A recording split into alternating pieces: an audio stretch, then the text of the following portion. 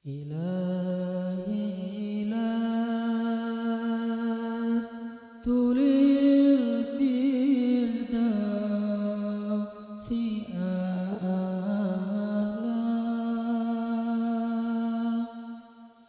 ولا أقوى على النار الجحيم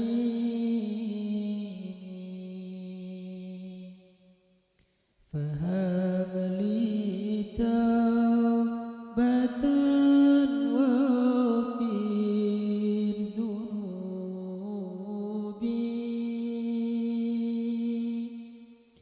فإنك غافر الذنب العظيم.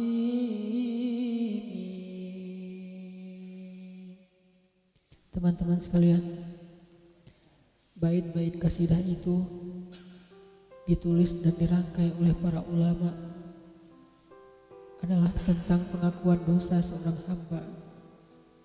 Ketika seorang hamba berada di puncak penyesalan dan merasa tahu diri bahwa dia adalah seorang hamba yang kotor, sehingga dia mengatakan, Ilahi lastu lil firdausi ahla.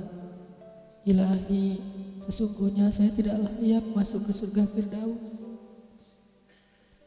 Saya kotor, saya hina, saya penuh cela, saya banyak aib, saya banyak dosa. Sangat tidak layak saya masuk ke surga Firdaus-Mu ya Allah. Tidak ada satupun amal yang bisa saya banggakan sehingga menjadi jalan bagi saya masuk ke surga Firdaus-Mu ya Allah. Kita harus merasa diri kita rendah di hadapan Allah. Itulah kenapa kita sujud. Dan Allah suka kepada orang yang merendahkan diri di hadapannya. Itulah kenapa Allah suka kepada hamba yang bersujud. Seandainya pintu surga itu terbuka dengan kunci amal solih, saya tidak punya kuncinya ya Allah. Saya beramal solih tetapi belum layak untuk membuka pintu surga. Saya sholat, saya puasa, saya tarawih, saya sedekah, tapi semua itu belum cukup untuk membuka pintu surga karena keterbatasan amal solih saya. Masih banyak kesalahan dalam amal-amal yang saya kerjakan karena saya bodoh ya Allah. Lalu bagaimana nasib saya kelak di akhirat ya Allah? Jika ditimbang-timbang, sungguh kedurhakaan saya lebih sering daripada istighfar saya ya Allah. Saya tidak pantas menjadi penghuni surga ya Allah. Wala aqwa 'alan naril jahimi. Tetapi saya juga tidak akan kuat dengan azab neraka jahim-Mu ya Allah. Karena sesungguhnya tidak ada satupun dari makhluk-Mu yang sanggup merasakan azab neraka. Semuanya takut kepada neraka-Mu ya Allah. Jangankan 1 tahun, jangankan 1 bulan, jangankan 1 hari, sedetik pun tidak akan sanggup ya Allah. Karena saya mendengar sesungguhnya Rasulullah SAW bersabda, azab yang paling ringan bagi penduduk neraka adalah dipakaikan baginya sendal terompah dari api yang membakar kakinya sampai mendidihkan kepalanya. Itulah azab yang paling ringan di neraka untuk orang yang paling ringan berbuat dosa. Bagaimana dengan saya ya Allah? Dosa saya banyak, saya pernah durhaka kepada ibu bapak saya. Itu saja sudah cukup bagi saya mendapatkan azab yang lebih besar di neraka dan saya tidak sanggup ya Allah. Saya pernah durhaka kepada ibu saya marahi ibu saya karena satu kesalahan. Padahal saya lebih sering berbuat salah dibandingkan ibu saya. Tapi ibu memaafkan saya. Ketika di waktu kecil saya memecahkan barang-barang ibu saya memungut barang-barang itu sambil tersenyum, membelai kepala saya, mengatakan nasihat-nasihat yang baik. Sama sekali ibu saya tidak marah kepada saya saat itu. Tapi ketika telah dewasa, tidak sengaja ibu saya yang sudah tua renta kadang memecahkan barang saya, merugikan sedikit saja dari harta saya marah seperti setan ya Allah. Saya bentak ibu saya ya Allah, bahkan kadang membuat ibu saya terluka, kaget, takut. Pantaskah seorang ibu merasa takut terhadap anak yang dia kandung 9 bulan, yang dia lahirkan dengan taruhan nyawa, yang dia susui dengan darah dagingnya, yang dia didik, dia jaga, yang dia berjaga di malam hari tidak tertidur demi untuk menjaga anaknya dari seekor gigitan nyamuk? Pantaskah ibu merasa takut terhadap anaknya sendiri? Cukup satu dosa besar saja durhaka kepada ibu membuat saya pantas masuk api neraka. Belum lagi dosa saya kepada ayah.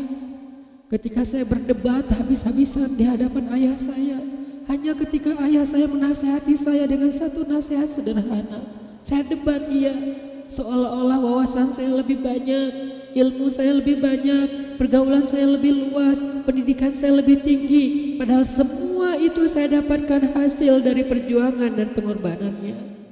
Ketika keduanya sudah menjadi tua dan lemah, kadang keduanya rindu kepada saya, ya Allah. Mereka memberi kami pesan, ya Allah. Mereka bertanya, bagaimana kabarmu anakku?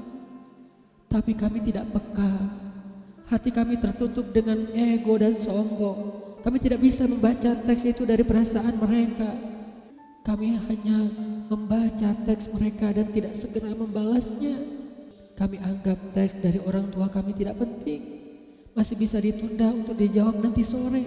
Padahal mereka sedang kangen, sedang rindu kepada kami, ya Allah. Mereka tidak mengatakan kami rindu kepadamu wahai anakku, karena mereka tahu kalimat itu akan mengganggu kami. Kalimat itu akan menjadikan hari kami tidak lagi mudah. Kalimat itu akan merusak konsentrasi kami dalam bekerja. Kalimat itu akan menghalangi banyak urusan kami, sehingga mereka menahan diri. Mereka hanya bertanya apa kabar kami. Lalu kapan kami berbakti kepada mereka, ya Allah? Sampai seusia ini kami masih merepotkan mereka, ya Allah. Kapan kami akan berbakti kepada mereka? Rasanya kami lupa. Entah kapan kami pernah memijat kaki mereka setelah mereka seharian bekerja. Entah kapan kami pernah memberikan minuman hangat untuk mereka. Kami durhaka kepada orang tua kami, ya Allah. Bahkan setelah mereka wafat, kami lupa mendoakan mereka di dalam sholat kami. Harusnya kami disiksa di api neraka, tetapi kami tidak kuat, ya Allah. Belum lagi durhaka, kedurhakaan kami yang lain, dosa-dosa besar kami yang lain.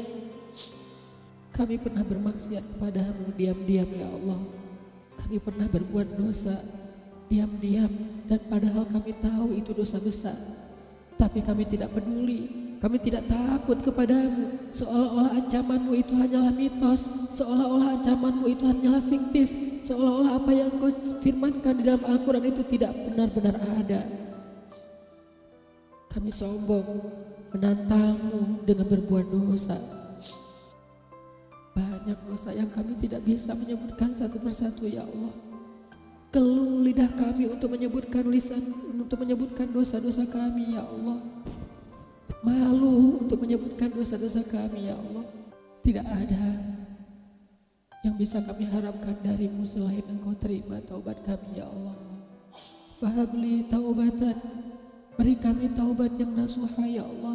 Terima taubat kami, ya Allah. Kami belum berani meminta surgamu, kami juga tidak akan kuat dengan nerakamu. Kami meminta terimalah taubat kami, penyesalan kami, janji kami untuk kembali kepadamu, memperbaiki diri. Teman-teman sekalian, mari kita baca bait itu dengan penyesalan. Kita baca bait itu seolah-olah kita sedang curhat kepada Allah Subhanahu wa Ta'ala. Ilahi las fidausi ahla wala aqwa ala nari jahimi fahabli